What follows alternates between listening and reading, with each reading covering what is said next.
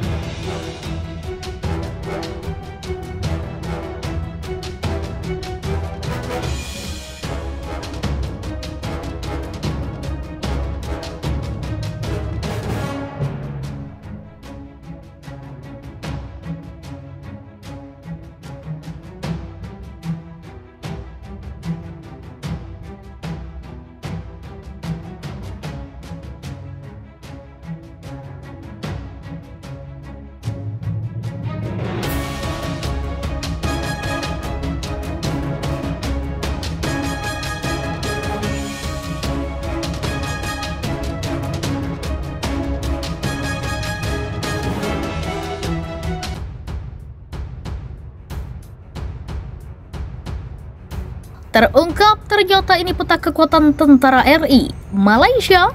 Indonesia memiliki ratusan ribu tentara aktif yang siap terjun ke medan perang jika sewaktu-waktu dibutuhkan. Jika melirik negara tetangga yakni Malaysia, Indonesia masih menang telak meski jumlah tentaranya sama-sama mencapai ratusan ribu.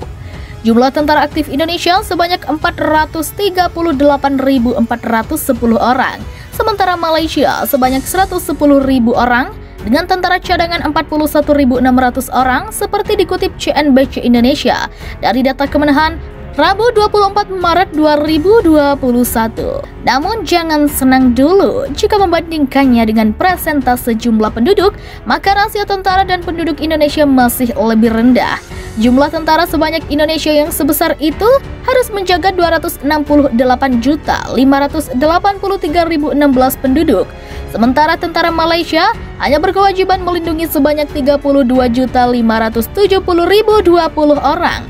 Perbandingan tentara dan masyarakat Indonesia 0,00163%, sedangkan Malaysia 0,00338% jika membandingkannya dengan tentara aktif saja dan 0,00465% dengan tentara gabungan baik aktif dan tentara cadangan. Sekilas terlihat tidak jauh perbedaan antara keduanya. Namun, negara dengan kekuatan militer kuat memiliki jumlah tentara yang jauh lebih banyak, mencapai jutaan. Misalnya Korea Utara, meski jumlah penduduknya hanya 25.491.000 jiwa, namun tentara aktifnya mencapai 1.106.000 dengan tentara cadangan 3.200.000. Kemudian Cina dengan jumlah penduduk 1.405.930.000 memiliki tentara aktif 2.255.000 orang dan 800.000 tentara cadangan. Adapun Amerika Serikat dengan jumlah penduduk 334.297.000 orang memiliki tentara aktif sebesar 2.580.255 orang dan tentara cadangan 2.458.500 orang. Hantu kapal riset Cina di Laut Natuna Utara. Fajar kaget melihat kapal berukuran besar berlayar di sekitar tempatnya mencari ikan perairan Laut Natuna Utara awal Oktober lalu. Nelayan Natuna ini jelas melihat bendera yang ia sering lihat di media sebagai bendera Cina berkibar di kapal besar tersebut. Kapal itu menurut Fajar mirip kapal milik Singapura yang membantu dalam pencarian kapal selam KRI Nanggala 402 yang tenggelam di Laut Bali April lalu. Dalam pencarian itu, Singapura memang mengerahkan MV Swift Rescue untuk membantu Indonesia. Namun bedanya, kapal yang dilihat Fajar di Natuna itu memiliki semacam tiang di geladak belakang. Fajar tak tahu pasti jenis kapal besar yang berlayar di kawal Coast Guard Cina. Menurutnya, kapal itu terpantau berlayar perlahan dari suatu lokasi ke lokasi lainnya di perairan Natuna. Dia kapal Cina jalan. Kalau dia jalan melintas enggak apa kan? Cuma dia kan enggak jalan melintas. Udah tuh berhenti, dia muter keliling. Ujar Fajar di Natuna usai melaut pertengahan Oktober lalu. Fajar menyebut kapal penjaga pantai atau Coast Guard Cina tak pernah jauh dari kapal tersebut. Kapal ini terus mengarah mendekati daratan Pulau Natuna, jarak lokasi kapal dengan pantai sekitar 80 mil laut. Ia mengaku takut untuk mendekat ke kapal yang baru dirinya lihat itu. Menurutnya, ukuran kapal Cina itu juga terbilang besar. Kapal besar yang dilihat Fajar itu disinyalir merupakan kapal riset Cina Haiyang DZ-10. Nah, ini benar, betul, kapal ini, ujarnya ketika melihat foto kapal Haiyang DZ-10 yang cnnindonesia.com perlihatkan. Fajar melaut ikut kapal milik rekannya. Wilayah tangkap kapal yang ia tumpangi ini berada dekat batas ZEE Indonesia. Sekali berlayar, kapalnya menyisir perairan utara Natuna sampai 10 hari lebih. Henry, nelayan Natuna lainnya, juga melihat kapal riset Tiongkok itu mondar-mandir di perairan Natuna. Menurutnya, kapal tersebut terpantau masuk ZEE Indonesia sejak akhir Agustus 2021. Henry merupakan seorang tekang alias kapten kapal yang memiliki 2 ABK. Ukuran kapalnya tak sampai 10 gross tonnage atau GT. Meski kapalnya tak besar, daya jelajah Henry bisa lebih dari 800 mil laut.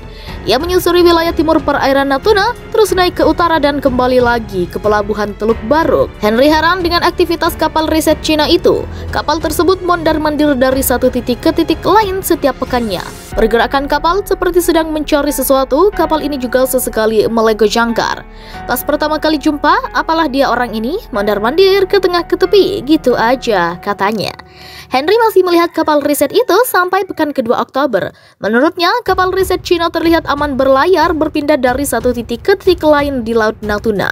Ia mengaku jarang melihat kapal-kapal TNI Angkatan Laut, Badan Keamanan Laut atau Bakamla, maupun Direktorat Jenderal Pengawasan Sumber Daya Kelautan dan Perikanan atau PSDKP Kementerian Kelautan dan Perikanan atau KKP berpatroli sampai ke utara ZEE Indonesia. Henry juga mengaku tak pernah dikawal saat mencari ikan. Kondisi ini berbeda dengan nelayan negara tetangga yang selalu dikawal kapal-kapal pemerintah masing-masing. Kalau gini kan agak sakit ya bang, sakitnya gimana? Kami memang bisa kerja, cuma sakit hati saja sama instansi terkait ini kan. Mereka punya anggaran tapi nggak maksimal patroli, ujarnya. Berdasarkan pengamatan lewat Automatic Identification System atau AIS dan citra satelit, kapal riset ini bergerak membentuk pola seperti sawah. Kapal negeri tirai bambu itu diduga kuat melaksanakan riset di ZEE Indonesia yang tumpang tindih dengan klaim 9 Dash Line sepihak Cina. TNI AL kemudian mengirim KRI Bontang untuk membayangi pergerakan kapal Cina ini selama 2 hari, 15 dan 16 September. KRI Bontang bukan kapal tipe patroli, tetapi kapal tanker yang bertugas menyalurkan pasokan bagi KRI lain di tengah laut. Kapal riset tersebut kemudian keluar wilayah RI pada 29 September 2021. Kapal ini diduga mengisi perbekalan di gugusan Pulau Karang yang dikuasai Tiongkok di Laut Cina Selatan. Kapal tersebut kembali masuk Laut Natuna 4 Oktober lalu. IOJI memprediksi kapal tersebut bisa bertahan selama sebulan. Kapal diduga kembali melakukan kegiatan riset ilmiah kelautan atau bahkan pemetaan sumber daya alam non-hayati di ZEE dan landas kontinen Indonesia. Ada 4 alasan kapal tersebut diduga tengah melaksanakan riset ilmiah kelautan atau bahkan pemetaan sumber daya alam non-hayati di ZEE dan landas kontinen Indonesia. Pertama, Hayang DZ-10 memiliki status dan kemampuan untuk melaksanakan survei dan riset ilmiah kelautan. Kedua, kapal itu dioperasikan oleh Guangzhou Marine Geological Survey yang memiliki tugas dan fungsi dalam survei geologi kelautan dan telah berperan dalam berbagai kegiatan eksplorasi minyak dan gas Cina di Laut Cina Selatan. Ketiga, pola lintasan kapal yang mengindikasikan adanya kegiatan riset ilmiah kelautan. Serta keempat, pengakuan pemerintah Cina atas riset ilmiah kelautan yang dilakukan oleh kapal survei Dayang Hao di ZEE Malaysia, yang pola lintasannya serupa dengan kapal Hayang DZ-10. Pola grid yang dibentuk oleh kapal survei Hayang DZ-10 di ZEE Indonesia lebih rumit dan lebih intensif daripada pola grid kapal survei Dayang Hao di ZEE Malaysia. Mengutip Asia Maritim Transparency Initiative atau AMTI, CSIS-IOG menjelaskan terdapat beberapa indikator atau pola lintasan kapal yang tengah melaksanakan aktivitas survei dan riset ilmiah kelautan. Pertama, lintasan kapal yang umumnya berpola grid dan lawn mower atau pola cetak sawah yang menandakan adanya survei batimetri untuk memetakan dasar laut. Kedua, kecepatan rendah dari kapal yang menandakan adanya aktivitas pengumpulan data. Ketiga, kapal berhenti secara berkala atau mengunjungi titik koordinat yang sama berulang kali, mengindikasikan adanya aktivitas penurunan atau pemeriksaan peralatan survei. Berdasarkan data AIS, IOJI mengatakan pola lintasan kapal Hayang DZ-10 sesuai dengan 2 pola pertama di atas. Peneliti IOJI Imam Prakoso mengatakan, kapal riset Cina ini sudah selesai menjalankan misinya di Laut Natuna Utara sejak 22 Oktober lalu. Namun, Imam tak menutup kemungkinan kapal tersebut kembali masuk wilayah RI. Kapal ini nampaknya telah menyelesaikan misinya di LNU. Hari ini meninggalkan LNU menuju daratan Cina, kata Imam 23 Oktober 2021 lalu.